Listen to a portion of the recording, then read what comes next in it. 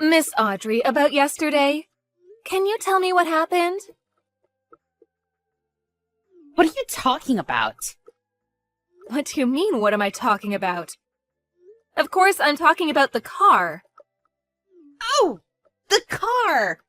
Oh, I wanted to borrow it next Monday too. Is that all right? Of course that's not all right. What are you talking about? My husband also said don't ever let her have the car again. How did you manage to make it into that condition? Was it really that bad, though? I feel like you're being a little too sensitive. That's not the problem here. The rear seats were all covered in mud. It looks like you scratched it too. How could you try to return it in that condition? Huh? Of course I did. I have to return what I borrowed. That's common sense. I'm going to return it, obviously. Hang on. Let me explain what common sense is. You return whatever you were borrowing in the original condition it was in. I'm going to have you pay for all of the repair and cleaning bills. No, you can't do that. I'm just a stay-at-home wife. Besides, I have kids. Just because the interior of the car is a little dirty doesn't mean that much, does it? It was just a little dirty, though. You just said you were going on a picnic, but where did you go hiking? The deep woods? There were literally bits of pine all over the car, inside and out. How do you explain all of that? Oh, well, we did go to a place with a lot of nature. And it kind of makes sense why that would happen. But I really can't pay this time, just so you know. I'm not like you, Elsa. I'm just a stay-at-home wife. That's not going to pass as an excuse, just so you know. I'm going to have my husband reach out to your husband. He's going to know about what happened. Hang on. How does my husband have anything to do with anything? I just borrowed the car, seriously. If you bring him into it, it's just gonna make things annoying. Please don't. Okay, then pay up. I'll take you the invoices today. Ugh, I can't do that. Anyway, I'll be needing it next Monday. I'll have to borrow it all day. I hope you can have it fixed by then. I'm not lending you it again! You're seriously not going to pay us, huh? Nope, I'm not going to. It's not like I don't want to pay you. I literally can't pay you. Can't be helped, right?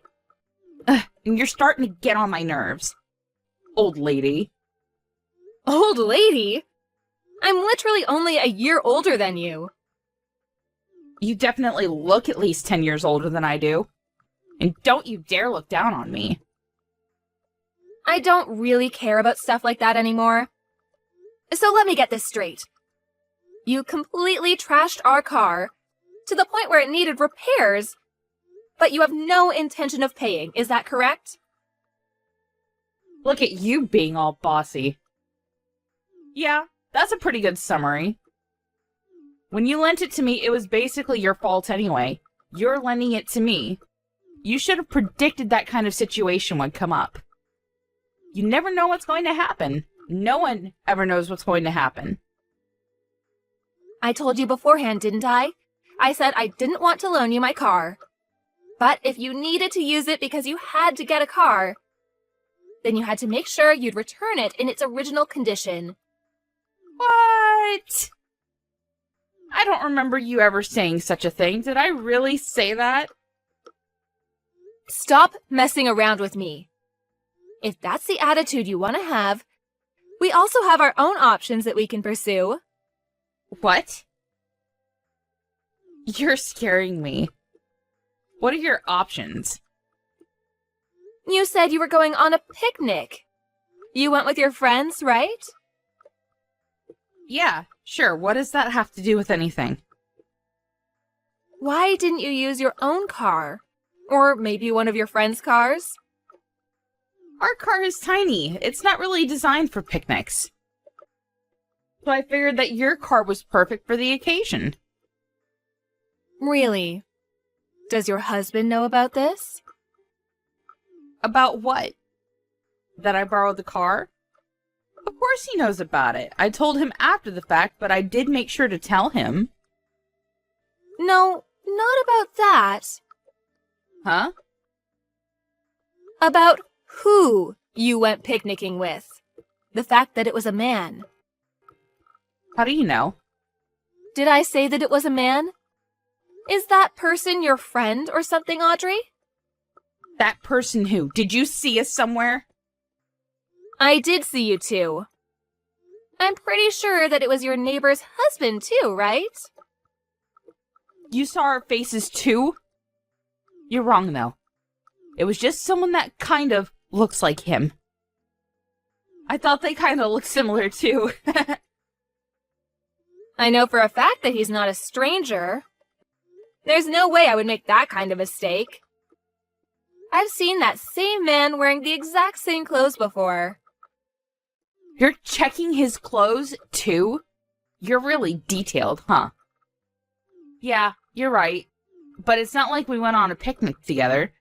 I just saw him along the way, so I figured I'd give him a ride. I met my friends after I dropped him off.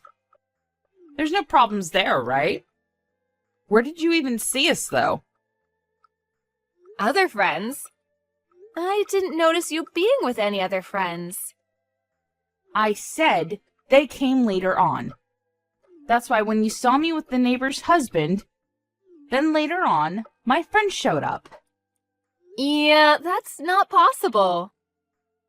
Huh? Why not? It's literally impossible. That man was the only person that rode in the car. What are you saying? That car has a driver quarter. Huh? That thing isn't a fake? No, of course it's not a fake. I don't normally look over the footage, but the car was in such bad condition when it was returned, I had to look over the content. It caught all your audio, too. You're lying. What are you talking about? I know why you did that. How you were able to make that car that dirty. I know exactly what happened. If you did that while you drove, it would scrape the car against the guardrail, too. Miss Elsa, I'm so sorry. Please delete the footage for me. There really is no picnicking at all. You really went to the mountainside. To do what, exactly? You even took your 3-year-old daughter with you. How could you do that? I'm sure the crap in the back seat was from when your daughter came back into the back seat with all the mud. If she was left alone for 3 hours, I'm sure she'd get pretty dang bored too. I'm sorry. I didn't have any bad intentions. I just didn't have any time to clean up.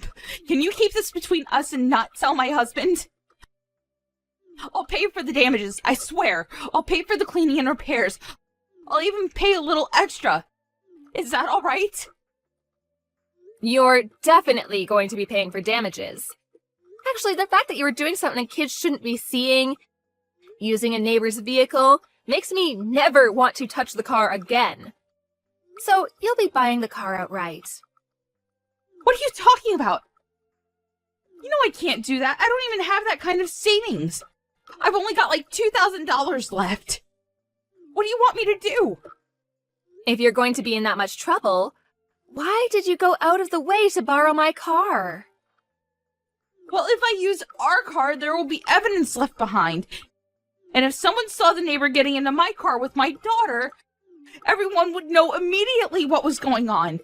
I figured if it was your car, it would be difficult for people to catch on. You're being super calculated about that kind of thing. Your stuff is all premeditated.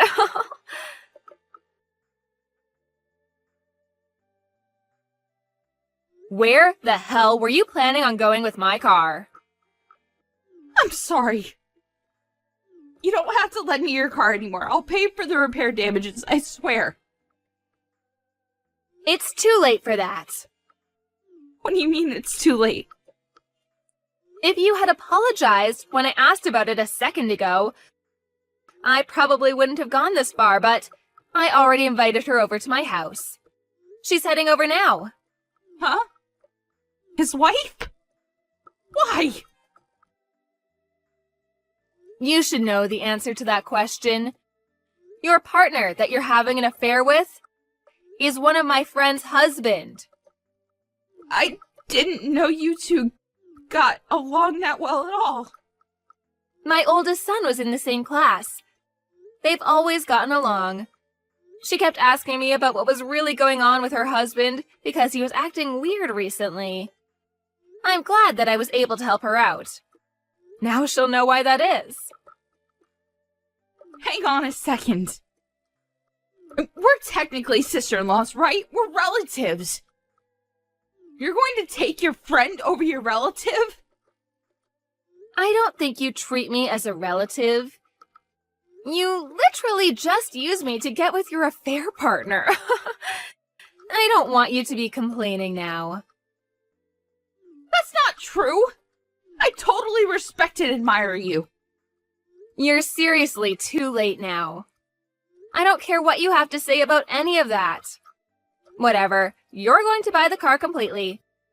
And whether you're getting a divorce or not, I'm sure there's going to be some people asking for damages. Damages?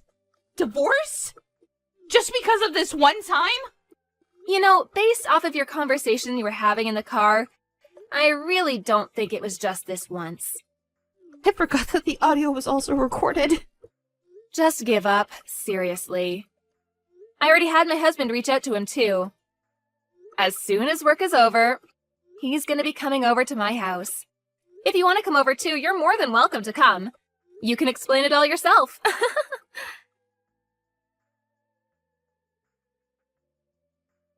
Everyone ended up coming over to Elsa's house, and all started talking about what happened and what to do. The cheater's wife seemed to have known that something was going on, but Audrey's husband seemed to have not known about any of this at all, so he was pretty shocked about the whole thing. They're all talking about divorce right now, but it seems like the damages is going to be a very expensive price. The wife of the cheater only sued for damages, but no matter which way you look at it, Audrey will not be able to pay for it. Audrey ended up buying Elsa's car outright, and Elsa ended up happy with a brand new car.